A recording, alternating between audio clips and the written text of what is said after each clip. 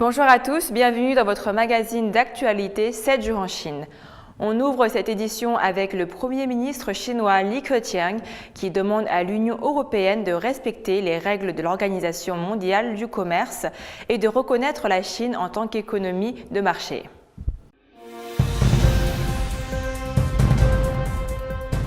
Des commentaires lors d'une conférence de presse conjointe tenue avec le président du Conseil européen, Donald Tusk, et le président de la Commission européenne, Jean-Claude Juncker, après que les deux parties aient eu des pourparlers lors du 19e sommet de l'Union européenne et de la Chine.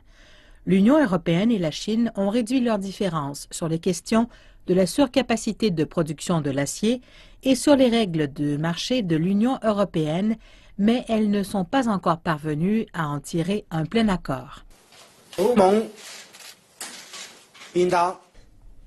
L'Union européenne devrait remplir ses obligations envers l'article 15 du protocole d'adhésion de la Chine à l'Organisation mondiale du commerce. Ceci enverrait le signal à la société et au marché que nous obéissons tous les deux aux règles internationales. Je mentionnais à nouveau le problème de la surcapacité de production de l'acier et nous discutions de la mise en place de l'article 15 du protocole d'adhésion de la Chine au sein de l'OMC et le désaccord de la Chine concernant le niveau. Et nous avons pu rapprocher nos positions, mais nous n'y sommes pas encore. La Chine et l'Allemagne promettent un leadership commun sur la voie d'une économie post-pétrole, alors que les États-Unis se préparent à sortir de l'accord de Paris sur le climat. Le libre-échange est le but final. Chaque signature est une nouvelle étape dans cette direction. Il y a une nouvelle ambition pour la chancelière allemande Angela Merkel. Elle appelle à une coopération économique avec la Chine. Nous voulons le plus rapidement possible un accord d'investissement. Cet accord permettra également de renforcer la sécurité entre l'Union européenne et la Chine. Les premières discussions qui auront lieu à Bruxelles y contribueront sans aucun doute. C'est la vision d'une réalité lointaine. Innover ensemble a été un des thèmes de cette rencontre. Dans l'assistance, les dirigeants allemands qui estiment que la fin des subventions chinoises et davantage de transparence sur leur marché sont des éléments prioritaires. Pour le Premier ministre chinois, Li Keqiang, cela arrivera à temps. De part et d'autre, on a l'intention de veiller à ce que le passage à une économie post-pétrole soit non réversible.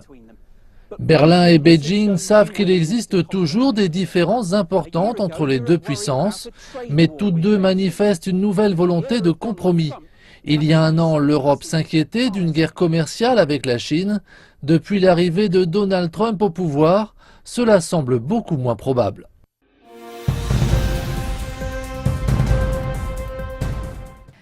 L'exposition internationale 2017 sur la route de la soie ainsi que le 21e forum sur la coopération dans l'investissement et le commerce entre l'Est et l'Ouest de la Chine se tiennent à Xi'an du 3 au 7 juin.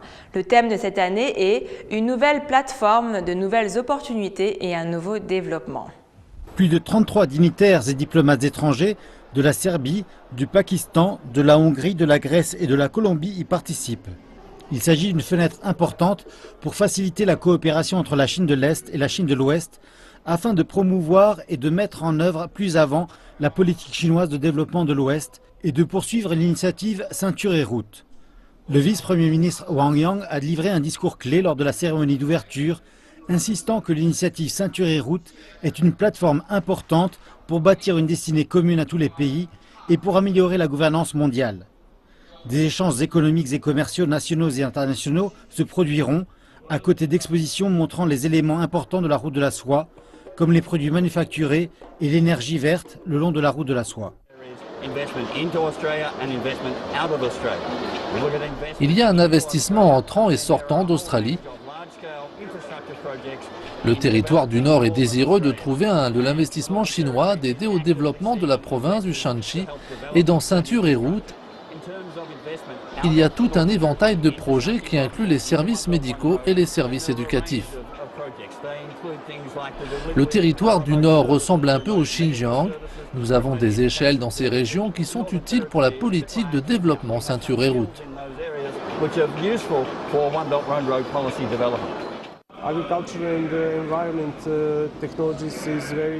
Aujourd'hui, l'agriculture et les technologies de l'environnement sont très importantes pour tous les pays du monde. La tendance est de faire croître le secteur bio et c'est ce que nous faisons. Et aujourd'hui, il y a des problèmes de contamination du sol et de l'eau. Nous avons certaines technologies pour réparer cela et nous espérons trouver des compagnies semblables en Chine.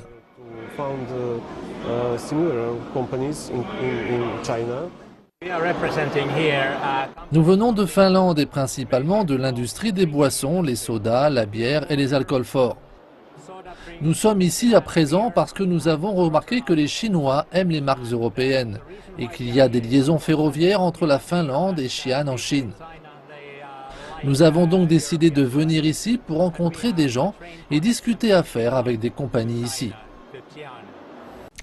Le suivi de livraison de Tmall et Taobao est perturbé depuis la semaine dernière.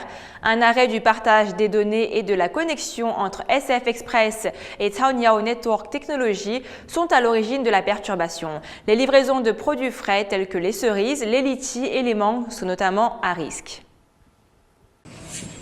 Le conflit entre SF et Cainiao est apparu jeudi lorsque les utilisateurs de Taobao n'ont pas pu suivre leurs colis s'ils avaient choisi SF comme moyen de livraison. Un porte-parole de Cainiao, une société d'agrégation de courrier financièrement soutenue par Alibaba, a déclaré que SF a rejeté la proposition de la société qui prévoyait de fournir des données logistiques du pays pour permettre la détection de contrefaçons et a ensuite unilatéralement mis fin au partage des données de son service pick-up. Un porte-parole de Cainiao s'est expliqué jeudi. Nous avons reçu une notification de SF qui nous informait que l'interface de données avait été arrêtée. Ce matin, SF avait déjà fermé le service de données pour les colis express. Et à midi, SF avait déjà fermé le service pour l'ensemble de la plateforme Taobao. Nous avons été surpris par leurs actions. SF a indiqué qu'une telle requête allait bien au-delà du cadre normal des affaires et pourrait constituer une atteinte à la confidentialité des clients.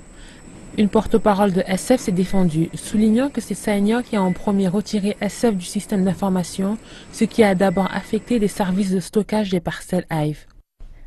Tout cela a commencé This issue started when they cut information interface of Hive boxes early on this morning of June 1st, and we cut the routing information at 10 in the morning. La même journée. Toutes les parcelles gérées par SF peuvent toujours être suivies sur leur plateforme. Le Bureau de Poste National a appelé les sociétés de livraison à trouver un terrain d'entente et protéger les droits des consommateurs dans ce qui est une confrontation entre le numéro 1 de la livraison et du réseau logistique en Chine. Selon un expert, cette confrontation aura un impact sur les livraisons de produits frais. Les produits frais utilisent un système de réfrigération et d'un service de livraison rapide. Cainiao ne dispose pas de ces capacités. Cainiao dépend d'autres compagnies pour ses livraisons. Sans SF, le service de vente de produits frais sur Taobao est menacé. L'entreprise SF, basée à Shenzhen, est d'après sa valeur sur le marché, la première société de livraison dans le pays.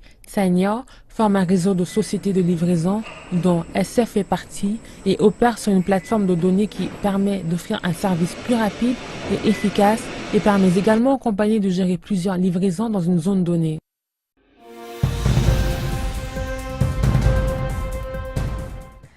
SpaceX a lancé samedi dernier un envoi de fournitures à destination des astronautes vivant dans la Station spatiale internationale ISS, emportant également pour la première fois une expérience conçue indépendamment par la Chine. SpaceX a lancé samedi depuis le centre spatial Kennedy en Floride la fusée Falcon 9 qui transporte la capsule Dragon. Dragon livrera à la Station spatiale internationale 2,7 tonnes de provisions pour l'équipage et divers équipements, dont des panneaux solaires, des outils d'observation de la Terre et de l'équipement destiné à l'étude des étoiles à neutrons. Outre les provisions, on retrouve dans la capsule un appareil de 3,5 kg de l'Institut de technologie de Beijing à bord de la capsule pour les expériences scientifiques. Le vaisseau spatial Dragon transportera une cargaison à la Station spatiale internationale afin que notre expérience puisse être menée. Nous espérons connaître clairement les règles de la mutagénèse génétique dans un environnement spatial à travers l'expérience. En 2011, nous avons découvert de nouveaux phénomènes avec l'aide de Shenzhou 8. Nous voulons avoir une confirmation et une compréhension supplémentaire des règles de mutagénèse génétique influencées par un environnement spatial. Nous accueillons les scientifiques de l'Institut de technologie de Beijing avec enthousiasme. Ils se sont révélés être des scientifiques authentiques et des personnes dévouées qui sont déterminées à produire des résultats critiques pour leurs recherches. C'est la fin de votre magazine d'information 7 jours en Chine. Merci de votre fidélité et je vous donne rendez-vous demain pour une nouvelle édition.